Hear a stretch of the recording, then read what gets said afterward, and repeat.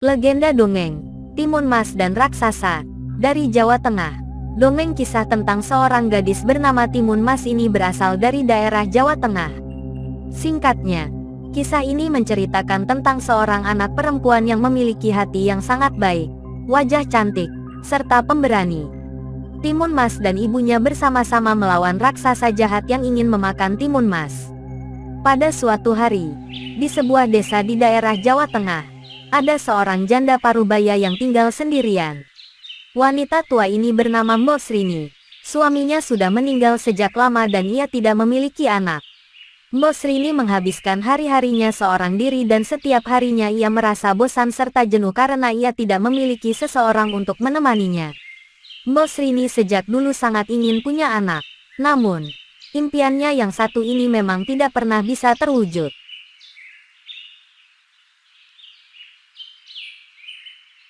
Ditambah lagi, sekarang ia tidak memiliki seorang suami.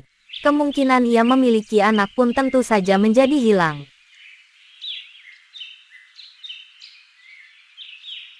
Mbok Srini hanya bisa menunggu keajaiban menghampirinya agar ia bisa memiliki anak. Mbok Srini selalu berdoa pada Tuhan tiap pagi, siang, dan malam hari agar Tuhan bisa melihatnya dan mengkaruniakan Mbok Srini seorang anak. Lalu, pada suatu malam, Mbok Srini memimpikannya seorang raksasa yang menyuruhnya pergi mengambil sebuah bungkusan di bawah pohon besar di hutan tempat biasanya ia mencari kayu bakar. Saat ia terbangun di pagi hari, tentu saja Mbok Srini merasa kebingungan dengan arti mimpi itu. Dengan berbagai keraguan dan rasa penasaran di benaknya, Mbok Srini tetap berjalan ke hutan dan mengikuti perasaannya. Saat ia tiba di hutan, ia mencari bungkusan yang berada di bawah pohon besar, seperti yang ada di mimpinya semalam. Sebenarnya, Mbok Srini berharap bungkusan yang hendak ia temukan ini berisi bayi. Tapi yang justru ia temukan hanyalah sebutir biji timun. Hatinya pun kecewa dan merasa sedih.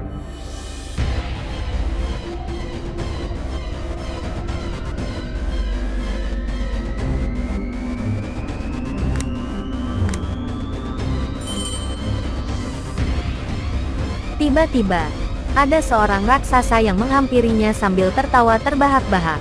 "Apa maksudmu memberikanku sebutir biji timun?" tanya Mbok Srini seraya berteriak tapi tetap menahan emosinya. Saat Mbok Srini memperhatikan raksasa itu, ternyata raksasa itulah yang semalam menghampirinya. Mbok Srini pun merasa ketakutan. Ia merasa raksasa itu akan memakannya. Mbok Srini pun memohon agar raksasa itu merasa iba dan membiarkannya tetap hidup. "Tenang, jangan takut, aku tidak akan memakanmu, wanita tua," ucap raksasa itu. Ternyata, raksasa ini meminta Mbok Srini menanam biji timun yang ia berikan. Katanya, ia akan dihadiahkan seorang anak perempuan jika ia menanamnya. Namun, saat anak itu sudah dewasa, Mbok Srini harus memberikan anak itu kembali pada raksasa karena ia akan memakannya.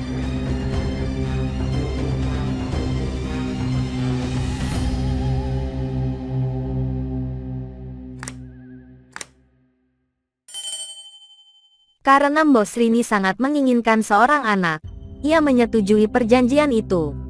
Saat kembali ke rumah, Mbok Srini menanam biji timun itu ke ladang rumahnya. Mbok Srini merawat biji timun itu dengan sangat baik tiap harinya. 2 bulan kemudian, tanaman itu pun mulai berubah, dan tanaman timun itu hanya berbuah 1. Semakin hari, buah timun spesial ini menjadi semakin besar, lebih besar dari buah timun pada umumnya. Warnanya pun menunjukkan warna kuning keemasan, terlihat cantik. Saat buah timun itu sudah sangat besar, Mbok Srini memetiknya dan saat terbelah, ada seorang bayi perempuan yang sangat cantik. Mbok Srini sangat bahagia mendengar suara tangisan bayi itu. Ia pun memberikan nama Timun Mas. Mbok Srini merasa sangat senang sehingga ia lupa bahwa ia pernah membuat janji pada raksasa ia akan memberikan bayi ini padanya suatu hari nanti. Mbok Srini membesarkan Timun Mas dengan kasih sayang dan kesabaran. Timun Mas tumbuh menjadi seorang perempuan yang cantik, baik, serta sangat cerdas. Pada suatu malam, Mbok Srini kembali bermimpi didatangi raksasa yang memberikan pesan bahwa dalam waktu seminggu, ia akan menjemput Timun Mas. Sejak saat itu, Mbok Srini sering termenung sedih sendirian. Ia terus memikirkan bahwa ia akan berpisah dengan anaknya yang sangat ia sayangi. Terkadang, air mata jatuh ke pipinya tanpa ia sadari. Ternyata, Timun Mas sering memperhatikan ibunya yang sedih ini. Lalu ia pun bertanya pada Mbok Srini, "Ibu, kenapa akhir-akhir ini ibu sering sekali menangis?" Awalnya, Mbok Srini tidak ingin bercerita pada anaknya. Tapi karena Timun Mas mendesaknya dan terus bertanya, Mbok Srini pun menceritakan kisah asli kelahiran Timun Mas.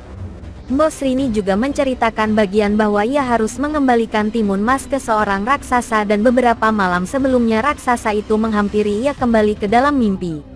Timun Mas pun merasa sedih dan ia tidak ingin Mbok Srini mengembalikannya ke sang raksasa. Akhirnya mereka berdua berpikir dan mencari cara agar Timun Mas bisa bebas dari sang raksasa. Di hari Timun Mas harus dikembalikan, tiba-tiba Mbok Srini terpikir sebuah cara. Mbok Srini meminta Timun Mas berpura-pura sakit agar sang raksasa tidak ingin memakannya. Beruntung, cara ini cukup berhasil untuk mengulur waktu. Sang raksasa akan datang kembali saat Timun Mas sudah sembuh.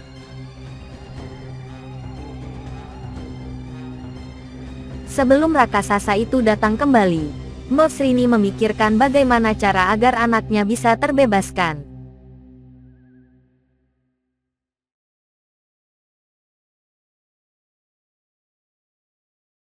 Paginya, Mbok Srini bertemu seorang pertapa atau resi di gunung.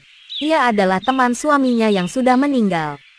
Sesampainya di sana, Mbok Srini langsung menceritakan soal kondisinya dan ia ingin mengusir raksasa itu. Sang pertapa itu memberikan Mbok Srini 4 bungkusan kecil. Katanya, bungkusan-bungkusan ini berisi biji timun, jarum, garam, dan terasi. Sang pertapa menyuruhnya memberikan 4 bungkusan ini pada anaknya dan jika sang raksasa mengejarnya, sebarkan isi bungkusan-bungkusan ini. Setelah itu, Mbok Srini pun pulang dengan perasaan sedikit lega. Setidaknya ia sekarang sudah memiliki rencana.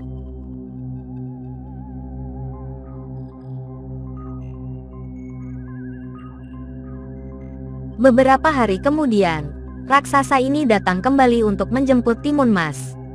Mbok Srini dan Timun Mas pun berdiri berdampingan tanpa rasa takut. Timun Mas tiba-tiba berlari sekencang-kencangnya dan raksasa itu mengejarnya. Setelah berlari cukup jauh, Timun Mas menaburkan biji yang diberikan ibunya. Sungguh ajaib, hutan di sekelilingnya tiba-tiba berubah menjadi ladang timun. Dalam sekejap, batang timun tersebut menjalar dan melilit seluruh tubuh raksasa itu. Namun, raksasa itu mampu melepaskan diri dan kembali mengejar Timun Mas. Timun Emas pun segera melemparkan bungkusan yang berisi jarum. Dalam sekejap, jarum-jarum berubah menjadi banyak pohon bambu yang tinggi dan runcing. Namun, raksasa itu mampu melewatinya dan terus mengejar Timun Mas, walau berdarah-darah karena tertusuk bambu tersebut. Melihat usahanya belum berhasil, Timun Mas membuka bungkusan ketiga yang berisi garam lalu menebarkannya. Seketika itu pula, hutan yang telah dilewatinya tiba-tiba berubah menjadi lautan luas dan dalam.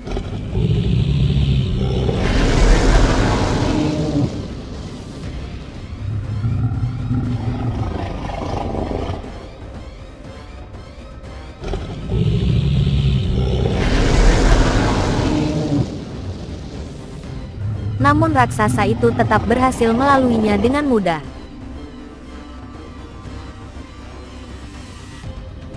Timun Emas pun cemas, karena senjatanya hanya tersisa satu. Jika senjata tersebut tidak berhasil melumpuhkan raksasa itu, maka raksasa itu akan berhasil menangkap dan memakannya. Dengan harapan untuk selamat yang sangat besar, Timun Mas pun melemparkan bungkusan terakhir yang berisi terasi. Seketika tempat jatuhnya terasi itu tiba-tiba berubah menjadi lautan lumpur yang mendidih. Raksasa itu pun terkalahkan karena tercebur ke dalam lautan lumpur dan dia tewas dengan sangat cepat.